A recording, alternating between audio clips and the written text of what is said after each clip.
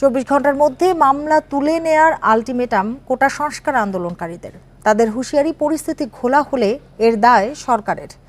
দাবি আদায়ে রোববার সকালে গণপদযাত্রা, রাষ্ট্রপতিকে স্মারকলিপি দেবে তারা। এদিকে ছাত্রলীগের অভিযোগ, সাধারণ শিক্ষার্থীরা ঘরে ফিরেছে, কিন্তু পেশাদার আন্দোলনকারীরা বাড়াচ্ছে জনদুর্ভোগ।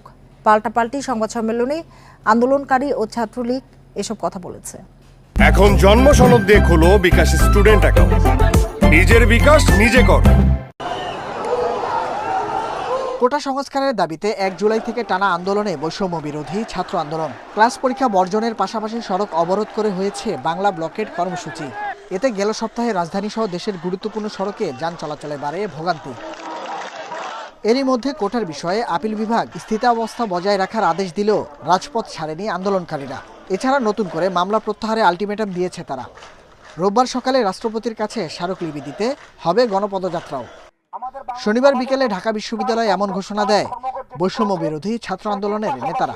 আমাদের কর্মসূচি থাকবে গণপ্রজাতন্ত্রী বাংলাদেশ সরকারের জাতীয় সংসদে জরুরি অধিবেশন ডেকে সরকারি সকল চাকরিতে, সকল গ্রেডের সকল চাকরিতে কোটার যৌক্তিক সংস্কারের লক্ষ্যে মহামান্য রাষ্ট্রপতি বরাবর স্মারকলিপি প্রদান এবং গণপদযাত্রা। অন্যদিকে বিকেলে মধুর ক্যান্টিনে আরেক সংবাদ সম্মেলনে ছাত্রলীগের অভিযোগ, সাধারণ শিক্ষার্থীরা ঘরে ফিরেছে, তবে পেশাদাররা আন্দোলনের নামে ঘোলা পানিতে মাছ শিকার করে বাড়াচ্ছে জনদুর্ভোগ।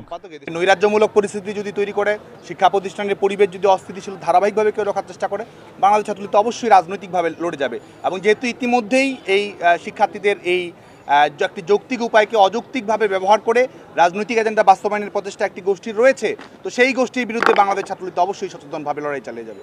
কোটার যৌক্তিক সংস্কারের দাবিতে রোববার জেলা পর্যায়েও স্মারকলিপি দেবে আন্দোলনকারীরা। Nahid Kamal, independent news, Dhaka.